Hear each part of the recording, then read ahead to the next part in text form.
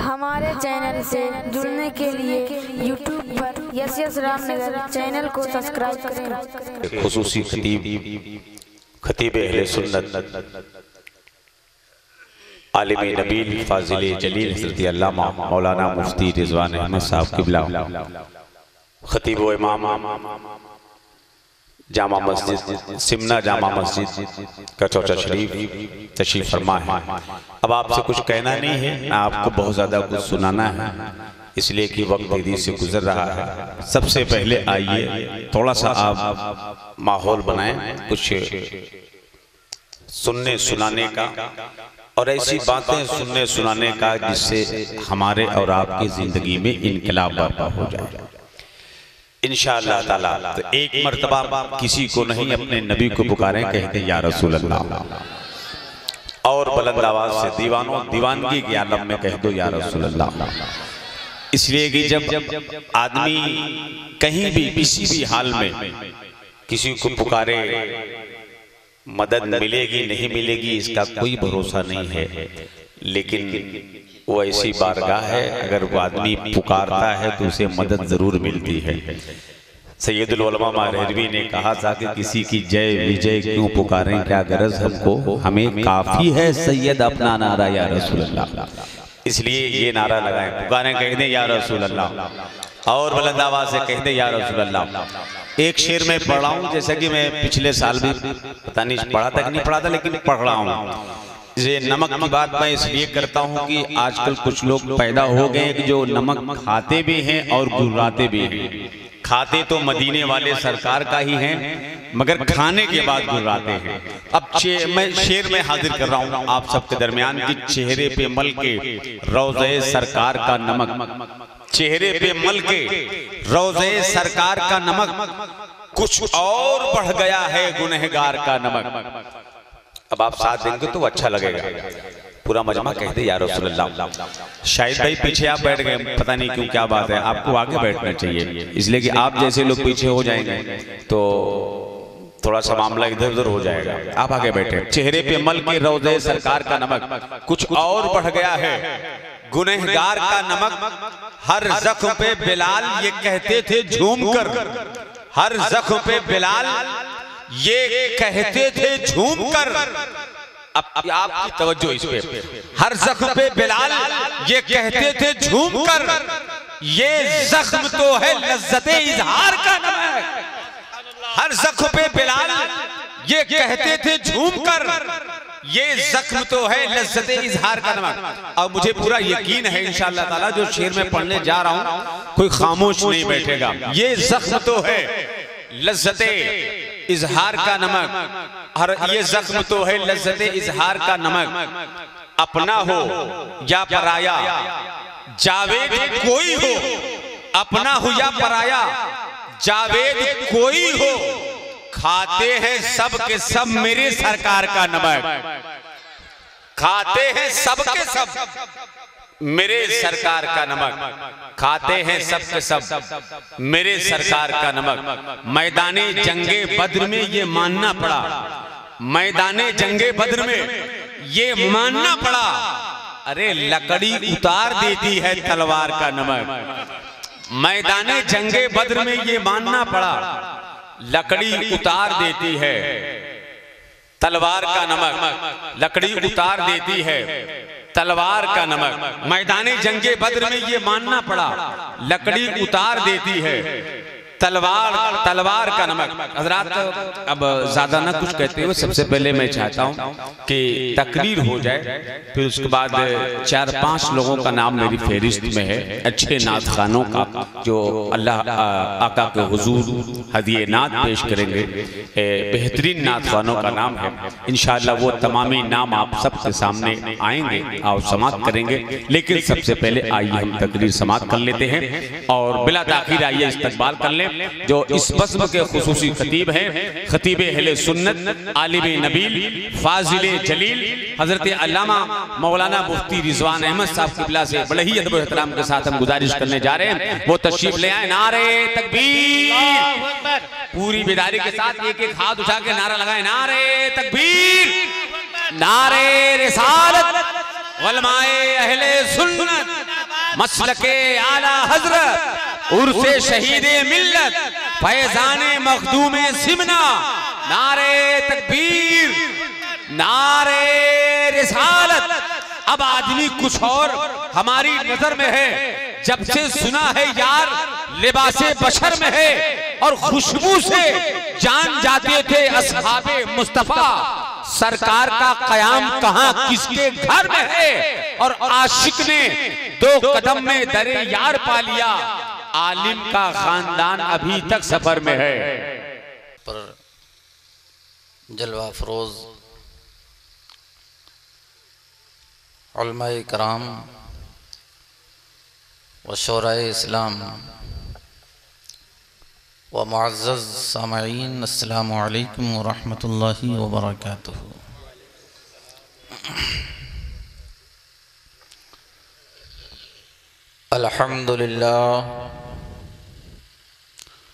अल्हम्दुलिल्लाहि रब्बिल आलमीन वस्सलातु वस्सलामु अला सय्यिदिल अंबिया'i वल मुरसलीन व अला आलिहि व सहबिहि अजमईन। अम्मा बाद फ़अऊज़ु बिल्लाहि मिनश शैतानिर रजीम। बिस्मिल्लाहिर रहमानिर रहीम। वक़ालू हस्बुनल्लाहु व निअमल वकील। सदक़ल्लाहुल अज़ीम।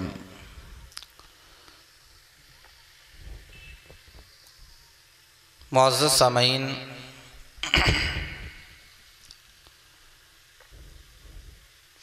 आप तमामी हज़रात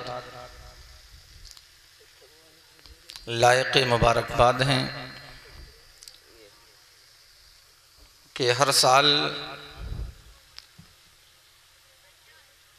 इस महफ़िल पाक को सजाते हैं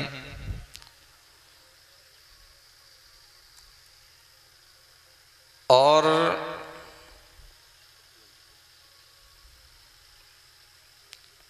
एक कलंदर की बारगाह में अपनी मोहब्बतों का नजराना पेश करते हैं। अपने आबाओ अजदाद की रूह तक यहाँ आकर इसाल किया करते हैं। अल्लाह तबारक व तआला आपके इस खुलूस को, इस मोहब्बत को, इस अक़ीदत को कबूल फरमाए और इसमें तरक्की अता फरमाए।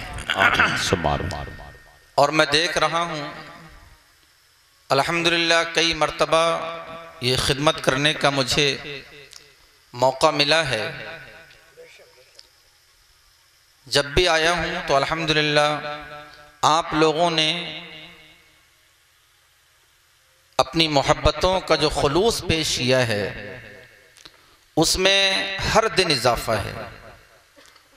बहुत पहले आया था तो न इतनी सजावट, न इतना अच्छा माइक, ये सब नहीं था, लेकिन अल्हम्दुलिल्लाह आज रोशनी भी है, अच्छा माइक है, अच्छी कुर्सियां हैं, पहले से ज़्यादा लोग सुनने वाले हैं। और आपने जो एक बुनियादी काम था यानी उनका रोज़ा बनाना, उस बुनियादी काम पर भी आपने तवज्जो दी है और अल्हम्दुलिल्लाह वो धीरे धीरे धीरे धीरे अपनी आखिरी मंजिल तक पहुंचने वाला है। यकीनन ये आपकी मोहब्बतें हैं, आपका खुलूस है और ये आपका खुलूस और मोहब्बत शहीद मिल्लत की बारगाह में मकबूल है, इसलिए वहां से आपको मिलता है और फिर आप हर साल यहाँ आकर खर्च किया करते हैं। वाह वाह वाह वाह, सुभान अल्लाह सुभान अल्लाह, बहुत अच्छे, जिंदाबाद जिंदाबाद। आपको सलामत रखे, मजीद आपके मोहब्बतों में, अकीदतों में, कारोबार में, रिज़्क में, उम्र में, इल्म में, ईमान में अल्लाह तबारक व तआला बुलंदियां और तरक्कियां अता फरमाए। एक काम आपने इस बार बहुत अच्छा किया है, मैं बड़ा खुश हूँ इस बात से कि मैं पहले आया हूं तो मुझे पहले बोलने का मौका मिला है। कोशिश करूंगा जब भी आप दावत दें तो पहले आ जाऊं और फिर मुझे पहले जो है वो बोलने का मौका मिल जाए, वरना मैंने ऐसी भी तकरीर की है कि बस चंद लोग बैठे हैं और मेरी तकरीर हुई। बहरे कैफ ये आपकी मोहब्बतें हैं कि आपने मुझे बुलाया और फिर पहले बोलने का और आप लोगों ने सुनने का शौक़ जाहिर किया। अल्लाह तबारक व तआला आपकी इस मोहब्बत को भी कायम रखे। अज़ीज़ान मिल्लत इस्लामिया, यकीनन आप नात भी सुनेंगे और मुझे उम्मीद है आप दिल जमी के साथ यहाँ बैठें और आप यहाँ से कुछ लेकर जाएंगे। मैं कुछ अर्ज करूँ उससे कब्ल अपनी हाज़री दुरूद पाक के ज़रिए बारगाह मुस्तफ़ा सल्लल्लाहु अलैहि वसल्लम में दर्ज करा लें और पढ़ें अल्लाहुम्मा सल्ली अला सय्यिदना व मौलाना मुहम्मदिन कमा तुहिब्बु व तर्ज़ा बि अन तुसल्ली अलैहि सलातु व सलामुन अलैका या रसूलल्लाह सल्लल्लाहु तआला अलैहि व आलिहि वसल्लम। अज़ीज़ान मिल्लत इस्लामिया, दुनिया के जो आज हालात हैं वो किसी से मख्फी नहीं है, किसी से छुपे हुए नहीं है। मुझसे ज्यादा आप जानते हैं, मीडिया हर शख्स के हाथ में है, हर शख्स सोशल मीडिया से जुड़ा हुआ है। पूरी दुनिया में कहीं भी कोई भी हादसा हो फौरन हमारे पास खबर आ जाया करती है। पूरी दुनिया गोया के सिमट के एक मकान में आ गई हो ऐसा लगता है। और इस पूरी दुनिया में हम अपने आप को जरा देखें कि खड़े कहां पर हैं। जी जी अजीजान मिल्लत इस्लामिया, अल्लाह का वो आखिरी पैगंबर जो आखिरी शरीयत और अल्लाह का मुकद्दस कलाम लेकर आया है, जब वो मक्के की सरजमीन पर पैदा हुआ और पैदा होने के 40 साल के बाद जब आपने ऐलाने नबुवत फरमाया तो मक्के वालों ने आपकी मुखालिफत की। मदीने में आए तो मदीने वालों ने मुखालिफत की। बज़ाब्ता आपके खिलाफ साजिशें रची गईं, आपके खिलाफ तहरीकें बनाई गईं, इस्लाम और अहले इस्लाम को मिटाने के लिए तंजीमें बनाई गईं, उस पर काम हुआ है, जंगें हुई हैं। ये पूरा डाटा आज भी तारीख और सीरत की किताबों में मौजूद है। अल्लाह के रसूल ने जिस दिन से कहा अना मुहम्मदुर रसूलुल्लाह, मैं अल्लाह का रसूल हूं, उसी दिन से मुखालफत शुरू हो गई और आज तक चली आ रही है। अल्लाह के रसूल सल्लल्लाहु अलैहि वसल्लम ने अपनी 63 साल जिंदगी गुजारी। उसके बाद खुलफा का दौर रहा, असहाब का दौर रहा, ताबईन और तबे ताबईन का दौर रहा। एक वक्त वो भी आया कि इस्लाम अपने पूरे उरूज पर रहा है। जिधर मुसलमानों ने रुख कर लिया है वहां इस्लामी झंडा नजर आता था। जिधर चले जाया करते थे उधर गोया हमारी जमीनें कायम हो जाया करती थी। ये ऐसा क्यों था और आज ऐसा क्यों नहीं है? मुअज़्ज़ज़ सामईन, अंदाजा करें, अल्लाह के रसूल सल्लल्लाहु अलैहि वसल्लम तशरीफ लाए हैं, इस्लाम का बोलबाला हुआ है, इस्लाम हिंदुस्तान की सरजमीन तक आया है, लेकिन उसके पीछे साजिशें भी रची जाती रही, इस्लाम की मुखालफत में तहरीकें बनाई जाती रही हैं। मुअज़्ज़ज़ सामईन, और सदियों उस पर काम हुआ है। मैं थोड़ा शुरू से बताना चाहता हूं।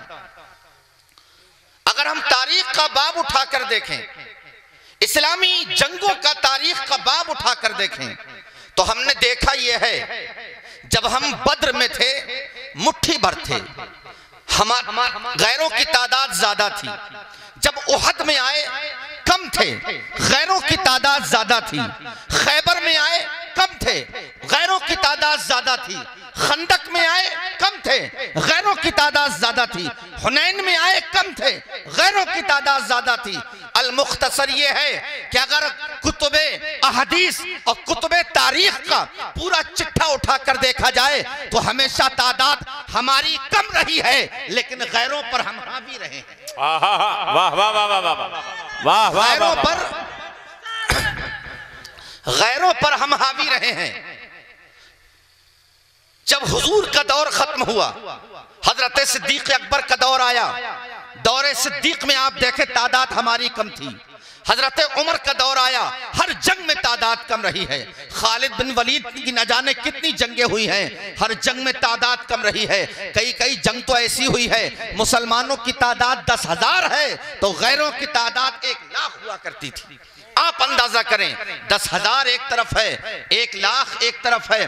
कोई कंप्रोमाइज नहीं हुआ करता था, कोई मुकाबला नहीं है, लेकिन तादाद कम है। लेकिन ये 10,000 1 लाख पर भारी हैं, ये 300 1100 पर भारी हैं, ये 5,000 15,000 पर भारी हुआ करते थे। मैं आपसे पूछना चाहता हूं, आखिर क्यों? मुअज़्ज़ज़ सामीन, जब गैरों ने, मुस्तशरिकीन ने, इस्लाम के दुश्मनों ने मुसलमानों से लड़ने की कोशिश की, चलो बद्र में पटक दिया जाए, बद्र में हाथ नहीं आए। उहद में पटक दिया जाए, उहद में हाथ नहीं आए। खैबर में मार दिया जाए, खैबर में हाथ नहीं आए। पूरी सोसाइटी मक्के वाले आ गए, मक्के वाले आए, यहूदी आए, नसारा आए, मक्के के अतराफ की तमाम बादियां जब जंगे खंदक में इकट्ठी हो जाती हैं कि आज मदीने में मुसलमानों को कुचल दिया जाए, लेकिन सलमान फारसी की अक्ल काम आती है। अल्लाह तबारक व तआला ने गैब से मदद की, खंदक खोदी गई, अल्लाह ने मुसलमानों की हिफाजत फरमाई। वाह वाह वाह, अंदाज़ा करें, आप तारीख का बाब उठाकर देखें, हर जगह हमारी तादाद कम है। अब गैरों ने एक जगह बैठकर मशवरा किया कि इस कौम के अंदर आखिर है क्या? तलवारें कम हैं लेकिन जीत जाती है, भाले कम हैं जीत जाती है, तादाद कम है जीत जाती है। हमारे पास तादाद ज्यादा, हम पेट भर कर आते हैं, हमारे बहादुर तेज हैं, हमारी तलवारें तेज हैं, लेकिन हम इनसे जीत नहीं पाते। आखिर वजह क्या है? उस वजह पर गौर किया जाए। मुअज़्ज़ज़ सामीन, पूरी उम्मत मुस्लिमा के खिलाफ जब साजिशें रची जाने लगी, इस्लाम का बोलबाला होता चला जा रहा है, हर तरफ इस्लाम को तरक्की मिलती चली जा रही है, इस्लाम का चेहरा निखरता चला जा रहा है। मुअज़्ज़ज़ सामीन, दूसरी जानिब जिस तरीके से भी मुसलमानों से लोगों ने उलझने की कोशिश की है, मुसलमानों ने मुंह तोड़ जवाब दिया। अब सोचा कि इससे लड़ा कैसे जाए, कैसे फाउंडेशन लगाया जाए, फैलते हुए इस्लाम को कैसे रोका जाए। मुअज़्ज़ज़ सामीन, लड़ने की दम नहीं है, तादाद में भले वो ज्यादा हैं, लेकिन हम तादाद में कम रहकर भी उन पर हावी हो जाया करते हैं। वाह वाह, बात समझ रहे हैं? तादाद में कम हैं लेकिन उन पर हावी हैं। हमारे पास औजार कम हैं, उन पर हावी हैं। तलवारें कम हैं, उन पर हावी हैं। सोचा कि ऐसा किया जाए, ज्यादा लोग 100 लोग 10 को पकड़ें और जबरन उनसे कहें कि तुम इस्लाम से फिर जाओ, तुम मुर्तद हो जाओ।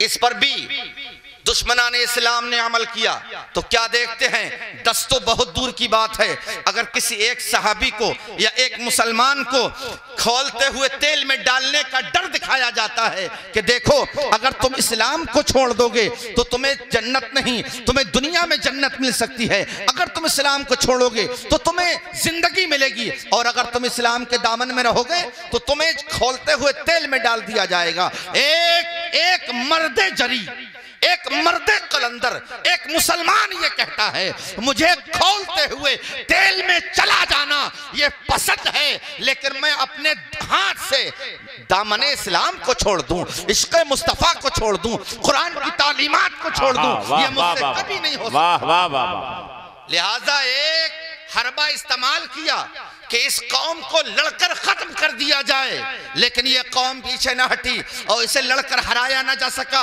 दूसरा हरबा इख्तियार किया गया कि चंद अफराद को लिया जाए और उन्हें दबाया जाए, उन्हें मारा जाए, इस्लाम से फेरने की कोशिश की जाए। लिहाजा जब इस हरबे पर अमल किया गया तो ये हरबा भी काम ना आया। मुसलमानों ने खुशी से सूली पे चढ़ जाना, खौलते हुए तेल में कूद जाना ये गवारा कर लिया है, लेकिन नामूसे रिसालत पर हर्फ आ जाए, नामूसे रिसालत पर हाथ आ जाए, ये उन्होंने गवारा कभी नहीं किया। वाह वाह, नारे तकबीर, नारे रिसालत, उर्से शहीदे मिल्लत।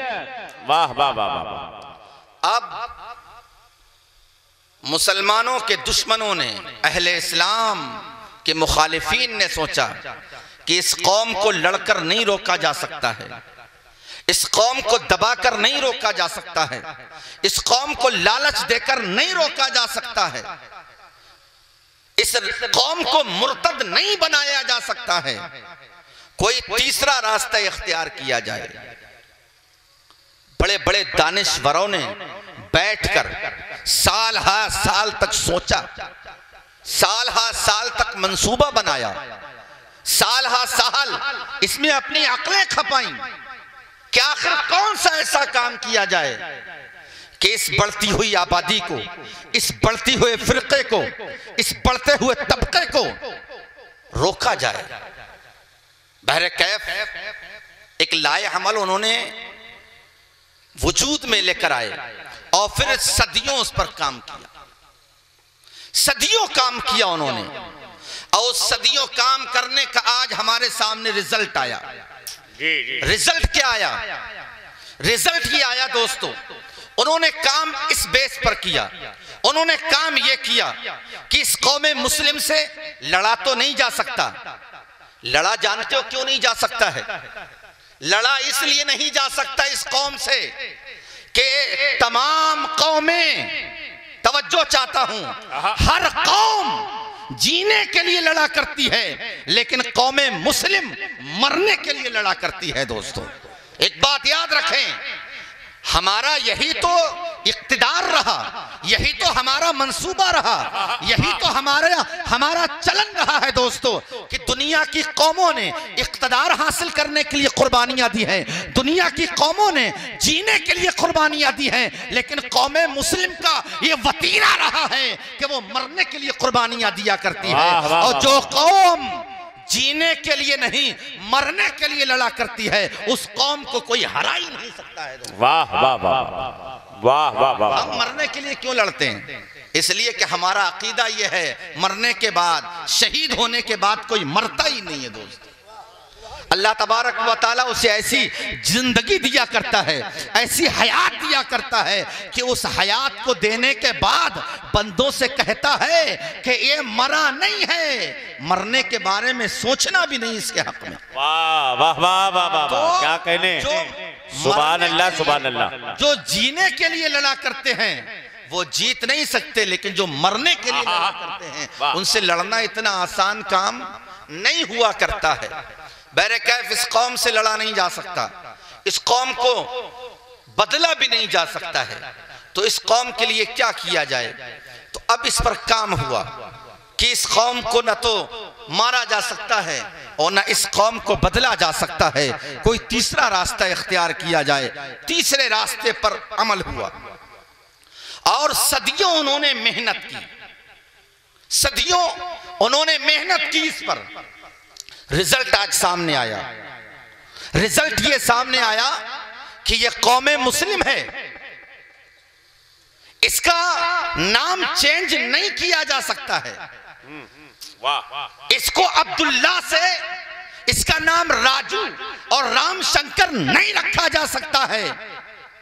मेरी बात तवज्जो से सुने, इसका नाम अब्दुल्ला से राजू या राम शंकर नहीं रखा जा सकता है, लेकिन हाँ इतनी मेहनत की जाए, इतनी मेहनत की जाए, इसके बैकग्राउंड पर इतनी मेहनत की जाए कि इसका नाम भले अब्दुल्ला रहे, इसका नाम रिजवान रहे, इसका नाम हाशिम रहे, लेकिन हाँ इसके दिल से जो नामूसे रिसालत की अहमियत है वो कम कर दी जाए। नमाजों के लिए मस्जिदों को मिस्मार न किया जाए, लेकिन मस्जिदों की अहमियत को घटा दिया जाए। उलमा को कुर्बान न किया जाए, लेकिन उलमा की कुर्बानियों को फरामोश कर दिया जाए। अज़ीज़ान मिल्लत इस्लामिया, आज आप अंदाजा लगाएं, हमें हमारा नाम चेंज नहीं हुआ है, हमारी मस्जिदें अभी भी बरकरार हैं, मस्जिदों से आज़ान की आवाज़ भी आती है, मदरसे भी हैं, मदरसों में तालीमी निसाब भी है, तमाम चीज़ें बरकरार हैं, लेकिन अंदाज़ा करें क्या इन मस्जिदों की आज़ान की आवाज़ पर हम लब्बैक कहते हुए नजर आते हैं? क्या इन उलमा की इज्जत करते हुए हम नजर आते हैं? क्या कहीं हमारी सोसाइटी में इस्लाम नजर आता है? कहीं नजर नहीं आता। सब कुछ मुसलमान जैसा है, लेकिन इस्लाम कहीं नजर नहीं आता है दोस्तों, इस्लाम कहीं नजर नहीं आता। आप कहेंगे सिर्फ मस्जिद और मदरसे की बात नहीं है, निकल के आओ, हम अपनी शादियां उठाकर देखें, शादी नजर आती है, इस्लाम नजर नहीं आता। जहेज देखे तो इस्लाम में नहीं, बारात देखे तो इस्लाम में नहीं, खाना खिलाना पिलाना देखे तो इस्लाम में नहीं, मांगना ले जाना देखे तो इस्लाम में नहीं। आओ ये शादी की बात है, अब आओ तलाक की महफिल में चले। आज हमारा नौजवान जब तलाक देता है तो सुन्नत वाली तलाक नहीं होती है, बिदअत वाली तलाक हुआ करती है। तो हमारी तलाक भी, शादी हमारी तलाक भी इस्लाम के खिलाफ हुआ करती है, और हमारा निकाह भी इस्लाम के खिलाफ हुआ करता है दोस्तों। जी जी बेशक। तो हमारा इस्लाम हमें कहीं नजर नहीं आता। अब आओ तिजारत की तरफ चलते हैं। कौन ऐसा ताजिर है जो सच्चा नजर आता है? सुबह से लेकर शाम तक झूठ नजर आता है। अगर दूध है तो दूध में मिलावट, चाय है तो चाय में मिलावट, दूसरी चीजें हैं तो दूसरी चीजों में मिलावट। क्या शरीयत इस्लाम हमें इस बात की इजाजत देता है कि एक मुसलमान हो और वो ताजिर हो और वो झूठ बोलकर तिजारत करना चाहता हो, वो मिलावट के साथ तिजारत करना चाहता हो? अजीजान मिल्लत इस्लामिया, आप उठाकर देख लें, ना हमारी शादियों में इस्लाम है, ना हमारी तलाक में इस्लाम है, ना हमारी सोसाइटी में इस्लाम है, ना हमारे चेहरों में इस्लाम है, ना हमारे घर में इस्लाम है, ना हमारी मस्जिदों में रहा, ना हमारे मदरसों में रहा। हकीकत यह है हमारे दुश्मन ने हमारा नाम चेंज नहीं किया है, हमारे दुश्मन ने हमारी मस्जिदों को मिस्मार नहीं किया है, लेकिन यकीन जानो मस्जिदों से अजान होती रहती है, मुसलमान है लेकिन कोई फर्क नहीं पड़ता है। मुअस्ससा में इसी पर तो काम किया गया है, इस मुसलमान को ना मारा जा सकता है, लेकिन इसके दिल से इस्लाम की अहमियत को जरूर कम किया जा सकता है। मुअस्ससा में तो गैरों ने यही काम किया, हम सोते रहे, पड़े हुए सोते रहे, और वहां काम होता रहा, और उस काम का आज रिजल्ट हमारे सामने है। रिजल्ट क्या है? पूरा मुआशरा है, बस्ती से, मुसलमानों की बस्ती से गुजरो, लगता नहीं मुसलमान की बस्ती से गुजरते हैं। मुसलमान बैठा है कि हिंदू बैठा है, उसके चेहरे से समझ में नहीं आता कहाँ है इस्लाम। आप मुसलमानों की शादियों में जाओ, खड़े होकर खाना चल रहा है, आप बारातों में जाओ, वो तमाम गुनाह मिल जाएंगे जो गैरों के यहाँ मिला करते हैं। अजीजान मिल्लत इस्लामिया, आज सबसे बड़ा हमारा अलमिया यही है कि हम मुसलमान तो रह गए, लेकिन इस्लाम हमारे मुआशरे में नहीं रहा है। जी जी जी। लिहाजा इस्लाम को लेकर आए अपने मुआशरे में। आप अंदाजा करें, मस्जिदें हमारे इलाके में हैं, मस्जिदें हमारे इलाके में हैं, लेकिन उन मस्जिदों में नमाजी कितने हैं?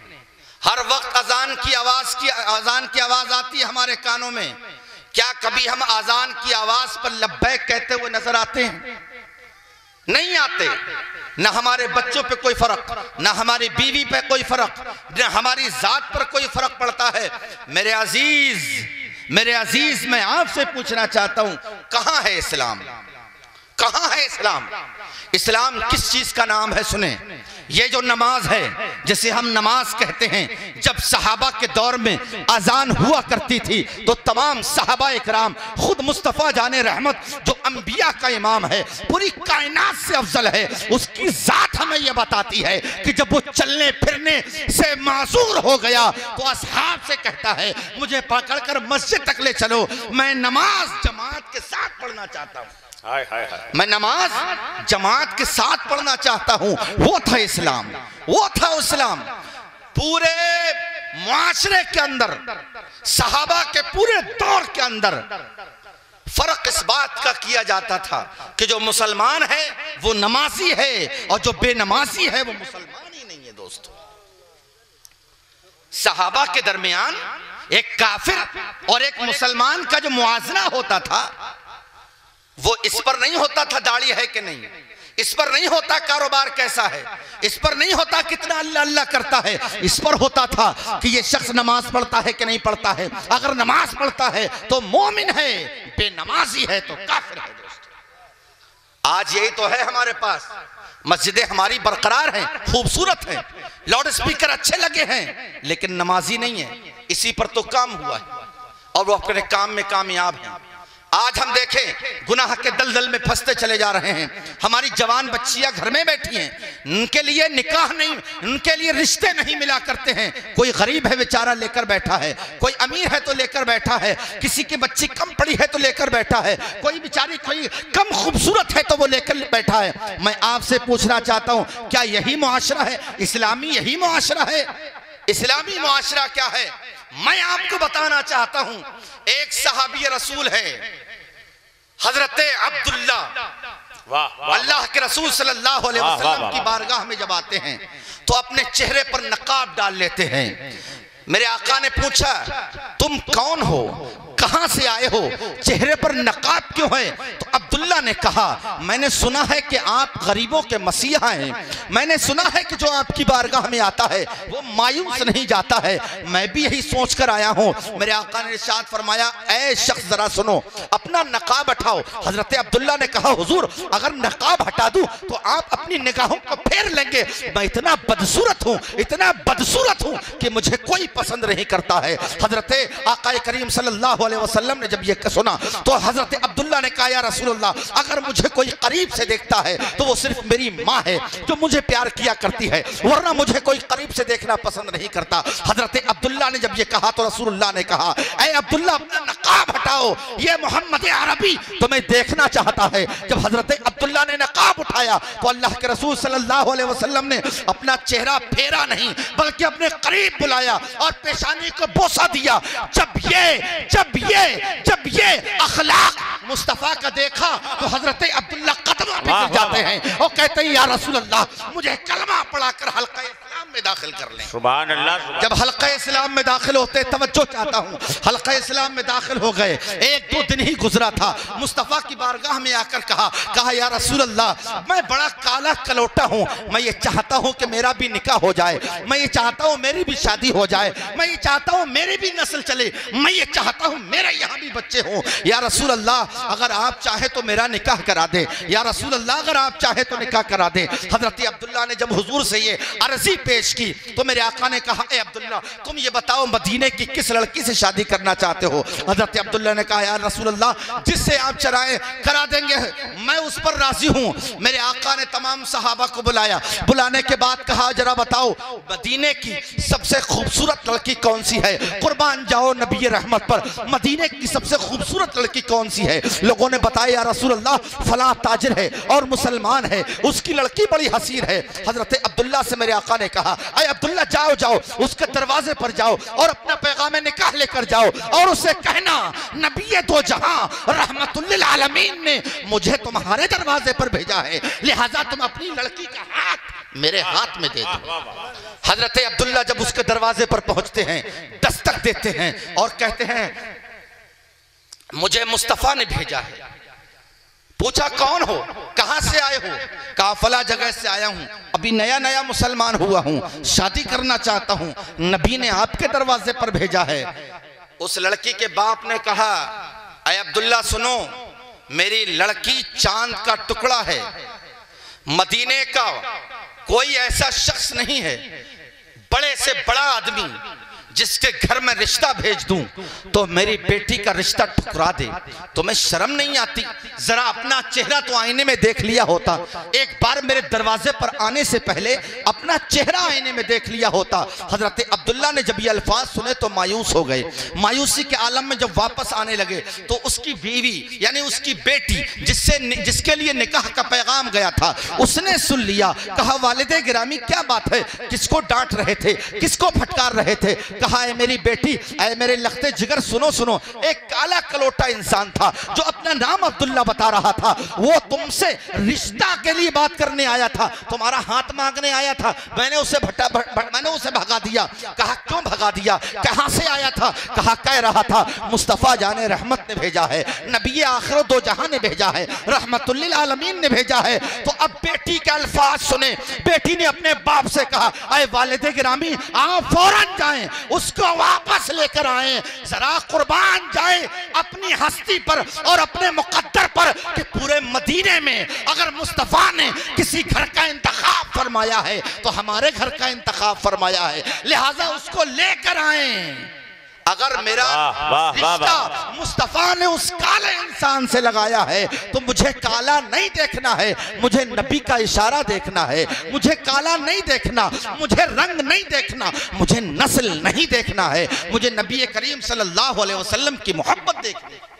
अजीज़ान मिल्लत इस्लामिया, ये था इस्लाम, ये था निकाह, ये था कानून, ये था इस्लामी मुआशरा कि अगर जहां नबी की बात आ जाती थी, जहां नबी की सुन्नत की बात आती थी, नबी के फरमान की बात आती थी, वहां फिर अपना कारोबार नहीं, अपना हसब व नसब नहीं, अपना जाहो जलाल नहीं, अपनी खूबसूरती नहीं, अपना इल्म नहीं, अपना तकवा नहीं, बल्कि नबी की सुन्नत पर और नबी के फरमान पर अपनी पेशानी को झुका देने का नाम मुसलमान हुआ करता था। सुभान अल्लाह, सुभान अल्लाह, सुभान अल्लाह, सुभान अल्लाह। वाह वाह वाह वाह। इस्लाम, इसका नाम था इस्लाम।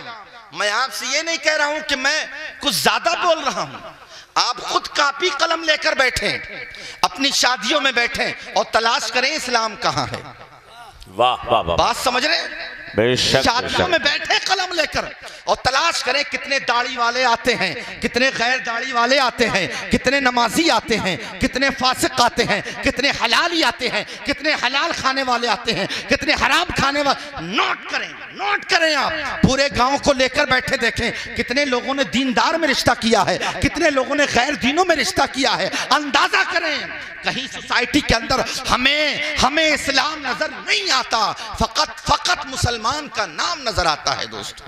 जी, फिर आप मस्जिद में चले जाएं, बेशक। फिर आप मस्जिद में चले जाएं, कलम कापी लेकर जाएं। रमजान आने वाला है, मस्जिद भर जाएगी, लेकिन उस भरी हुई मस्जिद में अंदाजा करना कि कुरान की तिलावत सही किसको आती है, अलहम्दो पढ़ने का तरीका किसको सही आता है, नमाज में पढ़ने का ढंग किसको आता है, किसको वजू बनाने का सलीका है, किसको गुस्ल देने का सलीका है, किसका लिबास इस्लामी लिबास है, किसके चेहरे पर दाढ़ी है। कलम कापी लेकर मस्जिद के दरवाजे पर बैठो, मुसलमान दिखेगा लेकिन इस्लाम कहीं नहीं।